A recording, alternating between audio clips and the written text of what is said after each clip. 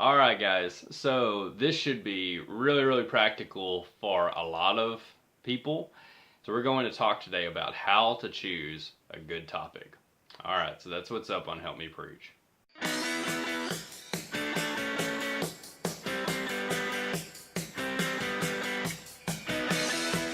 All right, so when we talk about how to choose a good topic, I'll just do this to make it really clear. The assumption in all of this is that it's biblical. If you're teaching error and it's not right and it's false doctrine, please stop. You're hurting people and you're hurting yourself. Now, here's those three elements that I think are really critical. So if you had like a Venn diagram, right? So you have a circle up here, you have a circle over here, and you have a circle down here, right? Here's the three different elements that fit into that. So if you have all three of these, this is when I think, hey, you've got something that's really good. All right, so number one thing is what you are passionate about. All right, so when it comes to a lot of preaching, it's very easy to go through and get basically kind of checked out. So you're going through and doing what you need to do every week, but you're not necessarily talking about things you want to talk about. Or on the other side, you're always talking about things you want to talk about, which could be a problem. But first off, you want to get something that you're passionate about. Passion is like the first thing in Talk Like Ted. If you've ever read that book, it's huge because it makes a big difference. It's like the one thing that covers a multitude of failures when it comes to public speaking, because passion just it can cover a lot of things. So first off, find something that you're passionate about when you're thinking about your lessons. Now, this is also especially important if you are a guy that does fill-in work or doesn't do this very often. Find something that you're particularly passionate about, because that will help you to overcome some of your nervousness, and it'll be something that you're already comfortable with. And the lessons generally will always be better. If you're passionate about it, I'm telling you, the sermon's going to be better, just in general. So it's just going to be huge. All right, so number one thing is think about something that you're passionate about. All right, so number two, what your audience needs to hear. Okay, so this is another element. Remember Venn diagram here. So this could be things that are both positive and negative. Maybe they need to know about love. Maybe it's church discipline or MDR, fellowship, some of those really tentative, difficult issues.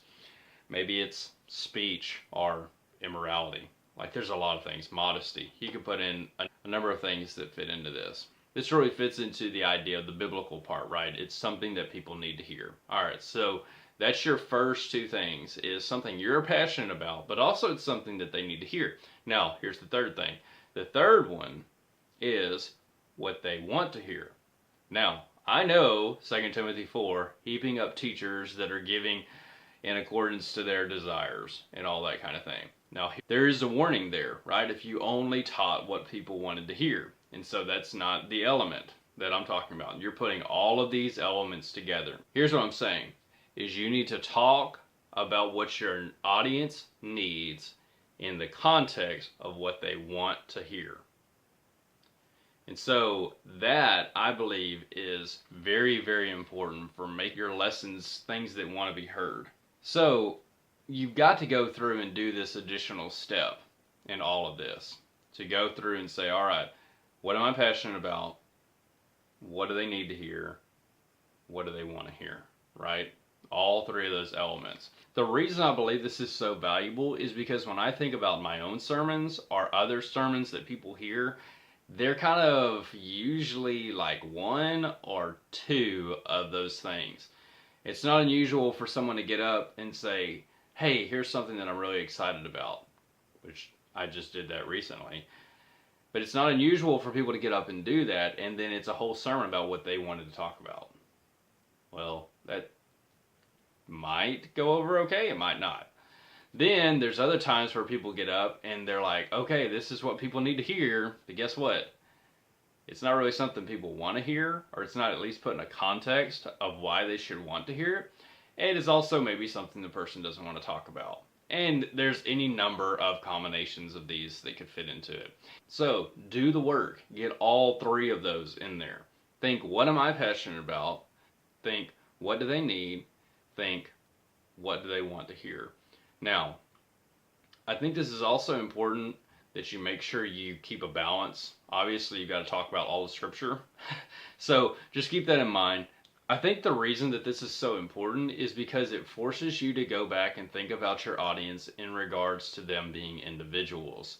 And you're trying to think about what might they be interested in hearing, what might benefit them, how can they be helped. So let me give you an example. I'm sure someone's thinking, hey, how can I talk about immorality and I'm not really interested in that topic?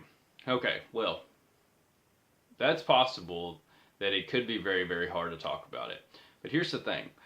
I think if you would spend enough time thinking about why God made the command and what the issues are behind the command and the damage that could be done or the help that could be done, all of those types of things, I think that will help us to be passionate. When we're thinking about God putting down that command, He didn't write it just so that it was another law. It was actually for our benefit and to help us and to correct behavior and for our ultimate good. And when you can lock into that and get passionate about that, that's going to help you. And then if you think, how can I frame this in a way that people want to hear? Instead of it's just, hey, here's the law and you got to follow it, which is true, that is the law and they've got to follow it. If you can help people want to follow the law, then that's a great thing. Now, I know there's going to be times when people do not want to follow the law. That's the story of the Israelites, right? But I'm trusting that most of the people that are in the pew there, they are there by their choice, and they're actually wanting to do what's right. And so if you can kind of connect all three of those elements together, I think it's going to be very good. So why don't you try that this week? Here's your challenge for the week. Go through and say, all right, so I'm preaching on Nehemiah, right? I like Nehemiah. Maybe you like Nehemiah. Okay, why do people need to hear this? And then think, why should they want to hear it? And put all of those elements together and see if that doesn't try to help the topics that you have. Because I really think sometimes we just get one or two of those things again, and yet it doesn't really connect with our audience, or we're not as passionate about it as we should be. And I think if we can get all three of those elements, that'll be a big help. So try that this week. Let me know what you think. And so if you like this video, hit the like button. If you haven't already, go ahead and subscribe. And if you would, please share with your friends. Make sure you hit that bell too so you can get the notifications if you've got the YouTube app. So if you have any questions or anything, maybe you have something else, maybe you disagree with this and you have some other idea of how to go about topics, let me know about it in the comments and I'll feel free to talk about it. So anyway, just give me a holler, guys. Take care.